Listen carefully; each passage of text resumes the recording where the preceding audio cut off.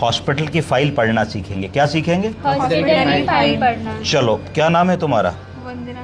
तुम्हारा? साधना। चलो, दोनों पढ़ के, वंदना और साधना, डायग्नोसिस पढ़ के बताओ।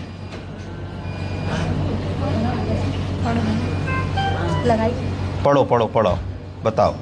T2 DM हाँ। C vascular systematic and ALT। हाँ। ये तो मुझे समझ नहीं आ रहा है क्या लिखा है। And hyponatremia. C dyspnea bed sore diffuse cerebral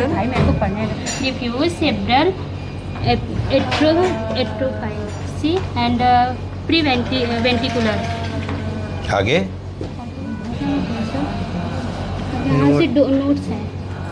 चलो देखो, इसको हम लोगों को कैसे पढ़ना होता है। डायग्नोसिस का मतलब है कि जब मरीज़ हमारे पास आया तो क्या बीमारी लेके आया, किसकी वो दवा करता है, ये उसकी इस्टेब्लिश डायग्नोसिस होती है। तो उसको कहा जाता है फॉलो थ्रू केस ऑफ। अगर किसी को डायबिटीज़ 20 साल से, ब्लड प्रेशर 5 साल से, थायराइड 15 साल से, तो हम कहते हैं he is a follow through या known case of diabetes with hypertension with hypothyroidism.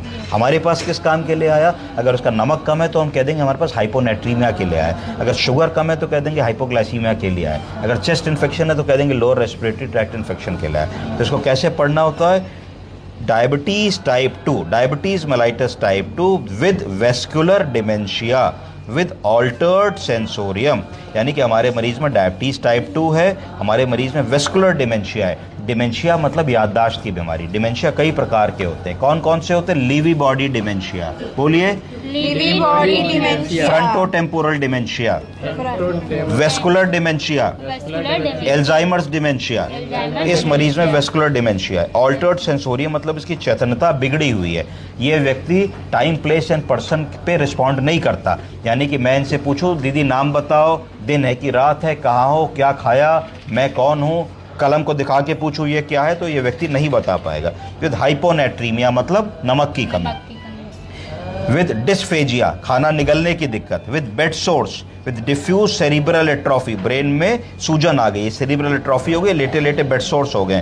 With bilateral periventricular white matter chronic ischemic changes, यानी कि ब्रेन के दोनों लोब्स में वाइट मैटर में ऑक्सीजन और ब्लड कम पहुंचने की वजह से चेंजेस आ गए, उसको ischemic changes in the brain कहेंगे।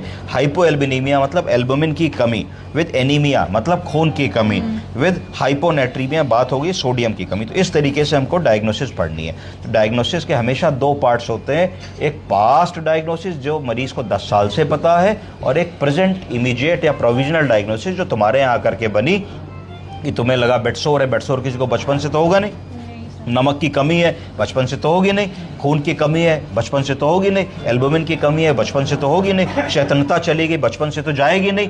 मरीज का अटेंडेंट बताएगा साहब 8 दिन पहले तो चल रहे थे, 8 दिन से बेहोश हैं या कम बोलते हैं। इस तरीके से तुम्हें डायग्नोसिस देखनी, लिखनी, पढ़नी और समझनी आनी चाहिए। समझ गए?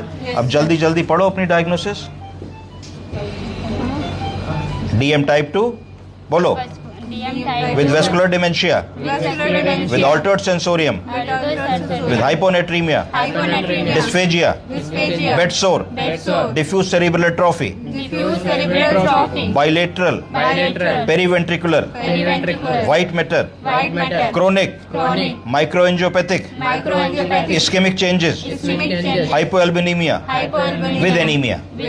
ठीक, चलो, बेस्ट ऑफ लक।